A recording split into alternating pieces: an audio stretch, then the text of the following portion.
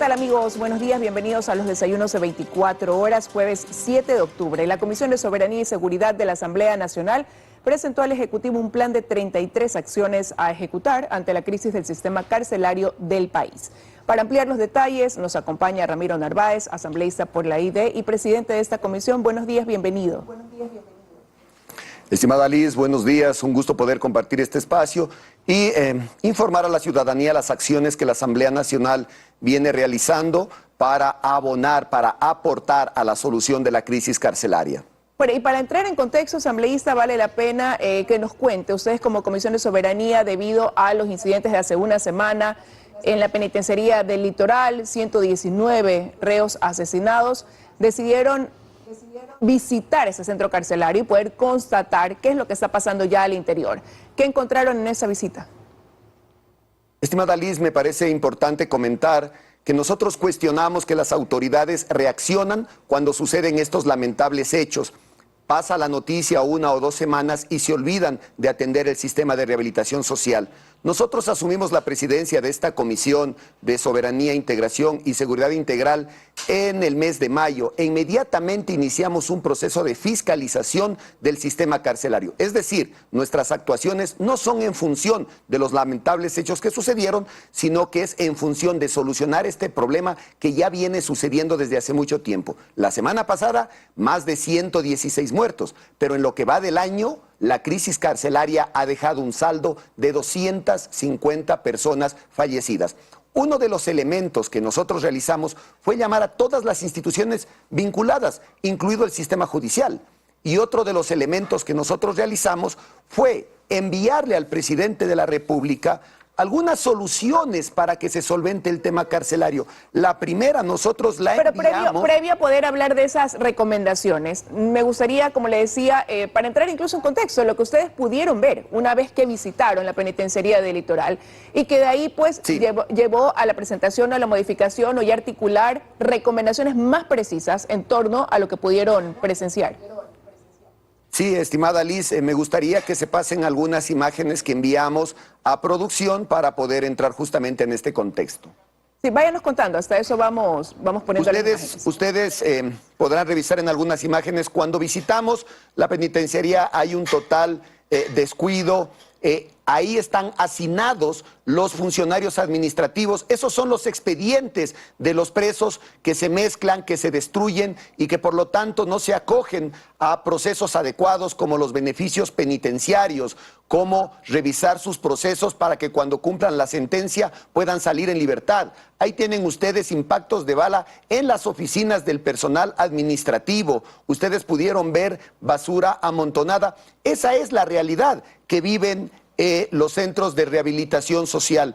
Nosotros hemos planteado al Estado que frente a estos hechos se haga un cambio estructural del sistema de rehabilitación social. Invertir recursos es importante, pero hay que invertirlos de manera eficiente en lograr rediseñar todo el sistema de rehabilitación social. Empezando por dónde, con todo lo que encontraron, porque esas son imágenes de lo que pasa en la parte administrativa, un poco quizás en los exteriores, pero ustedes pudieron palpar desde el paso 1, desde que uno va ingresando a la penitenciaría, cómo son los controles, cuáles son quizás las debilidades tecnológicas que tienen, la falta de recursos o de implementos en ese sentido que dan paso a una serie de cosas que ya pues es de conocimiento público, ¿no?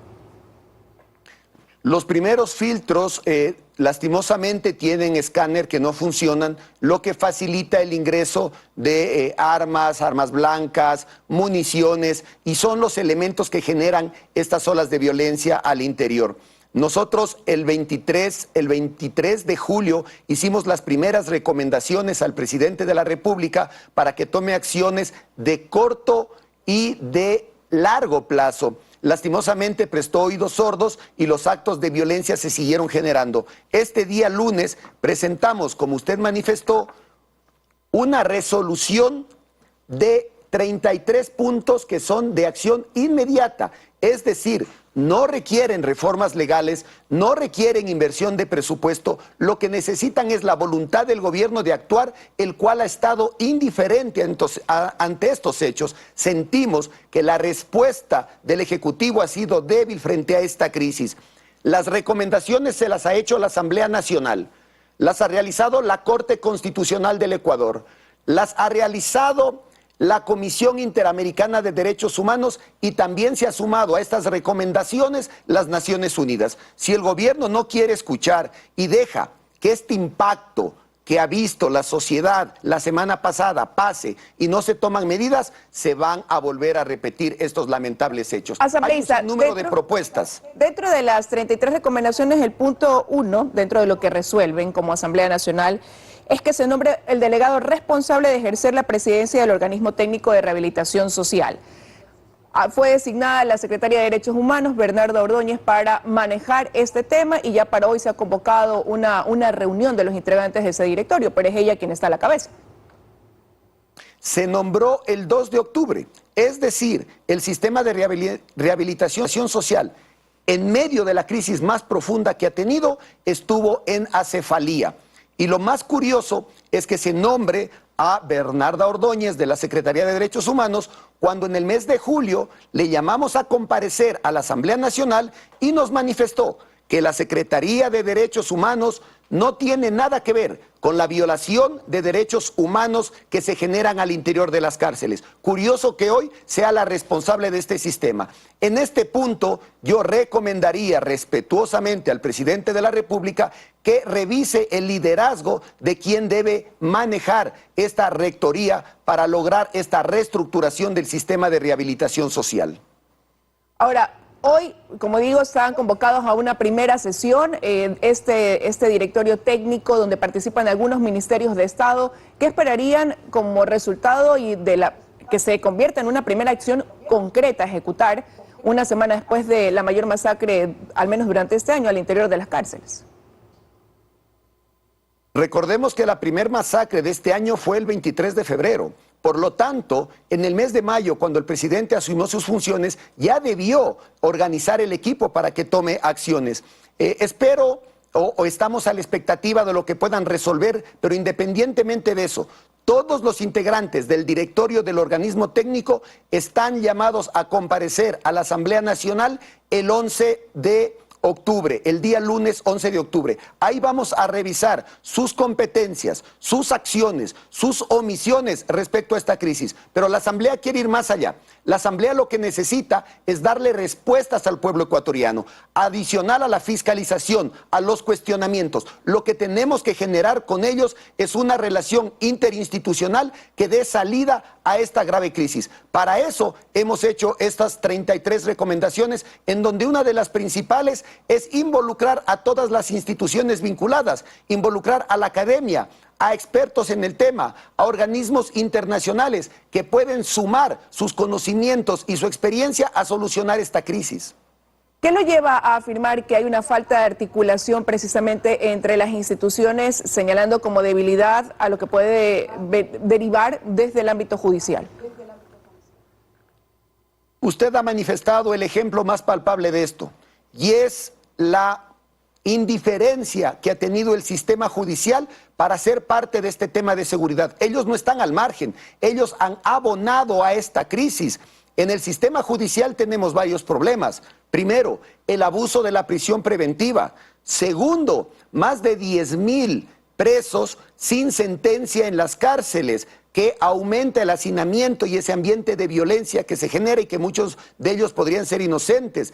Tercero, la falta de agilidad para que los presos se puedan acoger a los beneficios penitenciarios y que personas que han cumplido un porcentaje de su pena, que no son un peligro para la sociedad, que lo que quieren es una segunda oportunidad, no se puedan acoger a este beneficio porque hay una ausencia de jueces de garantías penales. Incluso hay presos que han cumplido su sentencia y no han podido regularizar sus trámites para salir en libertad. Hay un caso que uno de los fallecidos había cumplido ya su pena y la burocracia, la lentitud del sistema judicial no permitió que salga en la fecha señalada y fue una de las víctimas en estas masacres. El sistema judicial tiene una gran responsabilidad en esta crisis carcelaria y por lo tanto también tiene que abonar a encontrar las soluciones. El presidente de la Corte estuvo esta semana también en este espacio y ellos también están solicitando una reunión para exponer una serie de soluciones, reconociendo la falta de los jueces de garantías penales. Decían que hay 5.000 causas represadas que pudieran dar paso a agilitar o a descongestionar el hacinamiento que hoy hay también en la penitenciaría. Entonces, desde ese punto se comienzan a dar recomendaciones de un lado, de otro lado, cómo articularlas quizás todas para poder ayudar en esta crisis del sistema penitenciario que atraviesa el país. Uno de los elementos que nosotros hemos planteado es que se genere esta relación interinstitucional. Y como le manifiesto, es penoso que luego de estos lamentables hechos recién las instituciones reaccionen y quieran buscar soluciones cuando lo debimos hacer desde el mes de mayo. Pero está bien, no importa. Hoy lo que toca ver es hacia adelante. ¿Qué buscamos nosotros? Que se generen mesas técnicas en donde estemos todas las instituciones vinculadas para aportar a la solución de la crisis. En una de las comparecencias del sistema judicial a la Asamblea Nacional, que la hicimos en el mes de julio, mientras que el defensor público manifestaba que había un abuso de la prisión preventiva, frente a él estaba el representante de la Fiscalía y manifestaba que no hay tal abuso. Ese es un ejemplo de la falta de coordinación que hay entre todas las instituciones, incluyendo el sistema judicial. Ahora, pero quizás hay que también dar un paso atrás y dentro del diagnóstico reconocer, usted mostraba aquí imágenes de cómo están los expedientes, en carpetas, dentro de cartones. Y ante eso, el riesgo de que haya información que ya no consta, que no hay un verdadero registro de esa población carcelaria, por eso puede resultar incluso tan difícil identificar quiénes estaban en un determinado pabellón. La policía ha reconocido en este espacio que la clasificación no se da muchas veces por el nivel de delito que han cometido, si son de baja, mediana o alta peligrosidad, sino que llega el mismo privado de la libertad y dice yo quiero ir a tal pabellón, porque ahí está la banda a la que pertenece. Entonces, ¿qué hacer también? ¿Cuál es la propuesta ahí en ese sentido? Mire, su información o sus expresiones son precisas, esa es la realidad. Mientras debe haber una clasificación técnica de los presos, hoy no se genera. Por eso nosotros consideramos que hay que cambiar toda la estructura del sistema de rehabilitación social y así le hemos manifestado al presidente, porque caso contrario, como se suele decir en el argot popular, los paños de agua tibia no van a curar la fiebre. Acá, cualquier iniciativa que no reconstituya la estructura no va a poder generar ese cambio. Otro tema también importante que no puedo dejar de mencionarlo es el populismo penal. Las reformas a la ley generadas en el 2014 y las reformas generadas en el 2019 que endurecieron las penas no han sido una solución y hoy se ha demostrado. Queremos solventar o solucionar un problema social con el derecho penal. Hay que ser firmes para que la delincuencia, para aquellos que han cometido delitos, paguen su pena, pero sean rehabilitados y reincorporados a la sociedad. Pero no podemos pretender meter a toda la población que cometa una infracción a la cárcel y tener las consecuencias que hoy tenemos. La Asamblea también tiene que reconocer sus errores, pero hoy estamos decididos a trabajar de manera conjunta con todas las instituciones para crear el marco legal necesario para abonar a la solución de esta crisis. Hemos venido trabajando en esto desde el mes de mayo. Insisto, la reacción de la Asamblea Nacional no sucede por los hechos de la semana pasada, sino que es un trabajo de los 4 últimos meses que queremos apoyar al Ejecutivo. Estamos extendiendo la mano, señor presidente, para que trabajemos en equipo. Son varias las instituciones que le han manifestado que quieren abonar y apoyar a la solución de estos problemas. Dentro de ese apoyo, ¿cuál es la recomendación o qué proponen también para atacar un problema que es real también? Hoy la situación, lo que se ve, lo que se refleja incluso es que son los líderes de las bandas los que tienen ahí adentro el control del centro penitenciario. Son ellos los que disponen, son ellos, veíamos imágenes de lo que la policía encontró, la construcción de una piscina en un área, un gimnasio muy bien montado, bebidas alcohólicas, por mencionar solamente algunas de las cosas. Y eso lo que deja entrever es la desventaja que hay entre quienes deben ejercer el control y quienes lo tienen. Efectivamente, usted ha dicho algo muy importante. Primero, hay que ser claros. La policía, el ejército, el SNAI no tienen el control de las cárceles. No hay nuevos actos de violencia porque ellos no los quieren cometer, es decir, los presos.